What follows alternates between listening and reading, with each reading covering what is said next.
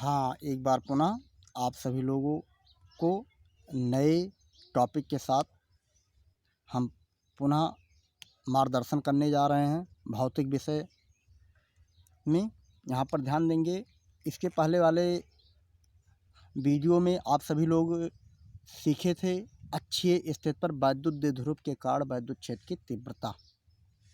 जैसा कि आपको पता है, वैद्युत द्विध्रुव में कितने ध्रुव होते हैं?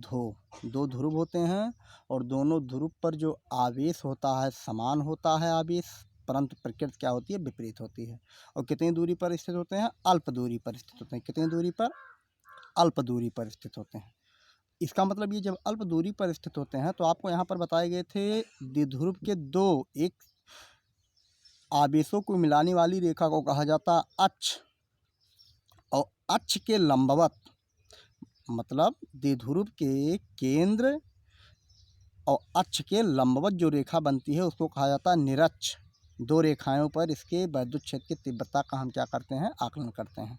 अब चित्र को पहले हम समझ लेते हैं। निरक्ष क्या होता है, अक्ष क्या होता है? ये है अक्ष।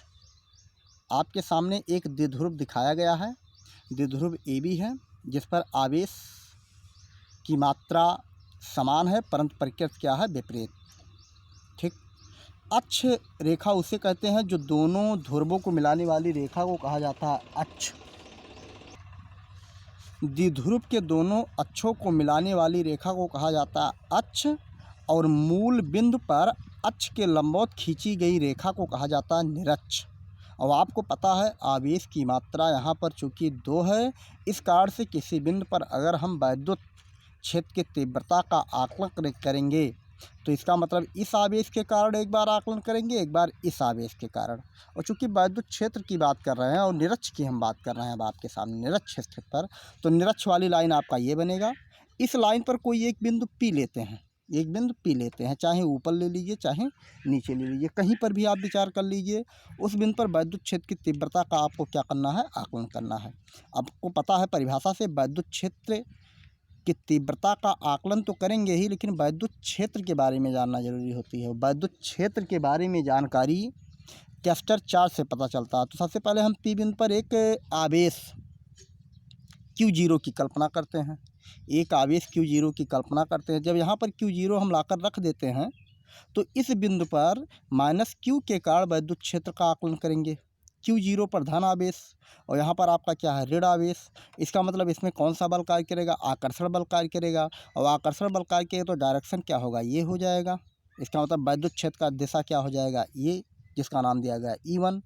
और इस आवेश के कारण अगर बात करें तो यहाँ पर धन आवेश है, और Q0 जिसे कैस्टर आवेश कहते हो, इस पर भी आपका आवेश की मात्रा क्या है? धन है। और धन पर कौन सा बल कार्य करेगा? रिपल फोर्स कार्य करेगा। इसका मतलब वैद्युत क्षेत्र की दिशा क्या होगी? दूर। यहाँ पर आकर्षण बल कार्य करेगा, यहाँ पर प्रतिकर्षण बल कार्य करेगा। तो अब हम विचार करते हैं, अगर चित्र से हम ध्यान दें तो द्विध्रुव के अक्ष के लंब अर्धक रेखा निरक्ष स्थिति को व्यक्त करता है। लंब अर्धक अक्ष का अक्ष रेखा ये हो गया, इसका लंब अर्धक जो होगा वही निरक्ष रेखा को क्या करेगा? प्रदर्शित करेगा। अब विचार करते हैं कि आपके सामने द्विध्रुव AB, मान लेते हैं, माना द्विध्रुव AB के केंद्र O से R दूरी पर, कितनी दूरी पर? R दूरी पर एक बिंदु P है, एक बिंदु P है जिस पर हमें वैद्युत क्षेत्र की तीव्रता क्या करनी है? ज्ञात करनी है। और P पर आपका वैद्युत क्षेत्र की तीव्रता ज्ञात करने के लिए अगर ध्यान दिया जाए तो आपके सामने दो वैद्युत क्षेत्र कार्य कर रहे हैं, एक वैद्युत क्षेत्र -Q के कारण और दूसरा वैद्युत क्षेत्र +Q के कारण। तो सबसे पहले हम निकालते हैं -Q के कारण। लेकिन यहाँ पर ध्यान दिया जाए, अगर P बिंदु का A से और P बिंदु का B से मिलान कर दे तो आपके सामने एक समद्विबाहु त्रिभुज बन जाता है। इसका मतलब ये रेखा और ये रेखा आपस में क्या होंगे? समान होंगे। और आपको पता है ये लंबाई 2L होती है, द्विध्रुव की जो लंबाई होती है 2L होती है। तो यहाँ पर अगर बात करें तो ये लंबाई चूँकि यहाँ पर लंब अर्धक है तो यहाँ पर 90 अंश का कोण बन जाएगा, और 90 अंश का कोण बन जाएगा तो स्पष्ट है ये समकोण त्रिभुज जब बन गया, राइट एंगल ट्रायंगल जब आपका क्रिएट हो गया, तो इसमें आपका लंब होता है, एक आधार होता है, दूसरा क्या होता है? सबसे बड़ी रेखा कर्ण होती है। तो कर्ण की लंबाई हम निकाल लेते हैं। ये डिफाइन है R से और ये डिफाइन है L से। तो यहाँ पर हम पाइथागोरस प्रमेय लगाकर यहाँ की लंबाई हम क्या कर सकते हैं? निकाल सकते हैं। अंडर रूट लंब पर का वर्ग धन आधार पर का वर्ग, यही स्थिति यहाँ पर भी लगाएंगे।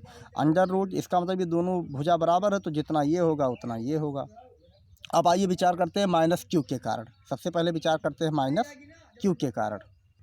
तो सबसे पहले हम विचार करते हैं, चूँकि द्विध्रुव में दो आवेश होता है तो एक आवेश आपका प्लस क्यू होता है, दूसरा आपका आवेश माइनस क्यू होता है। तो माइनस क्यू के कारण हम विचार करते हैं चित्र में सबसे पहले कि इसके कारण माइनस क्यू के कारण under root R square plus L square दूरी पर स्थित बिंदु P पर विद्युत क्षेत्र की तीव्रता क्या होगा। आपको पता है विद्युत क्षेत्र की तीव्रता का आकलन करने के लिए सूत्र लगाते हैं E equal 1/4 pi epsilon 0 Q upon R square. तो यहाँ पर अगर बात करें तो माइनस क्यू तो E1 से निरूपित किया गया था चित्र में, तो E equal 1/4 pi epsilon 0 Q upon under root R square.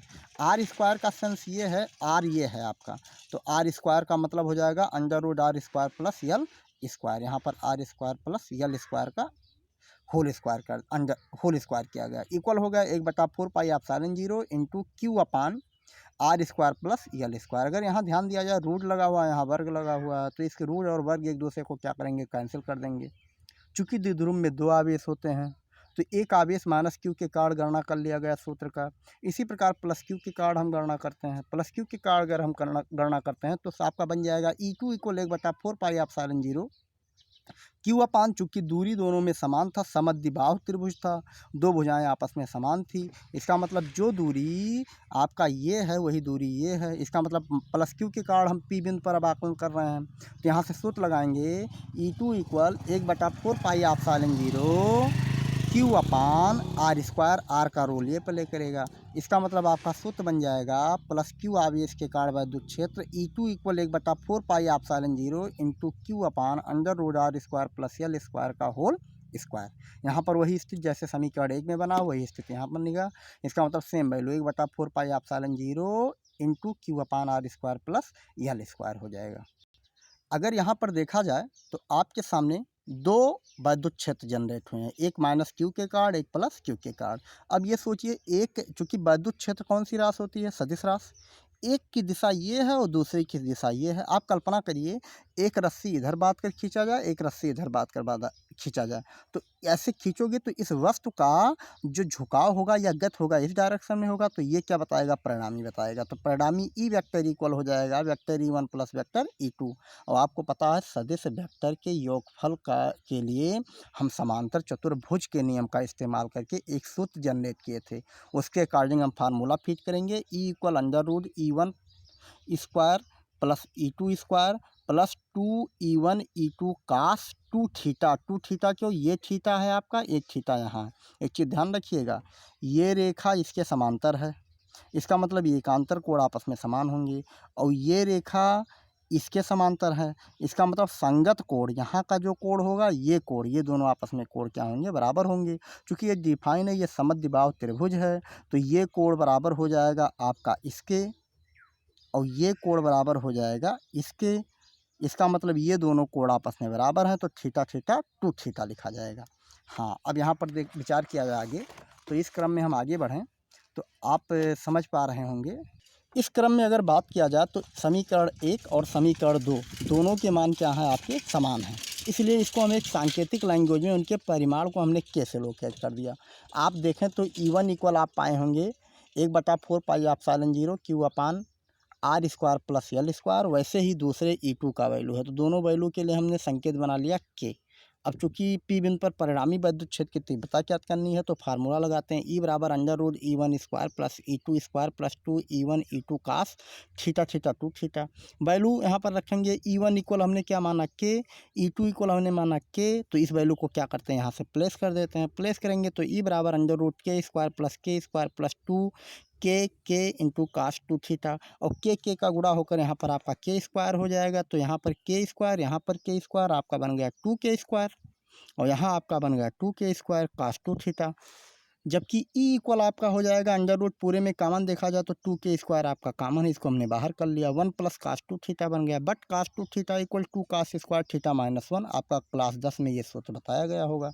इस सूत्र से अगर हम यहाँ पर रख दें तो यहाँ पर आप रख देते हो 1 कास 2 थीटा हो गया, तो 1 plus 2 cos square theta minus 1, cos 2 theta की जगह पर इस वैल्यू को हमने प्लेस कर दिया, 1 1 आपस में कट गया, 2 दूना 4 कास स्क्वायर थीटा और के का वर्गमूल निकल गया, के आपका बाहर हो गया।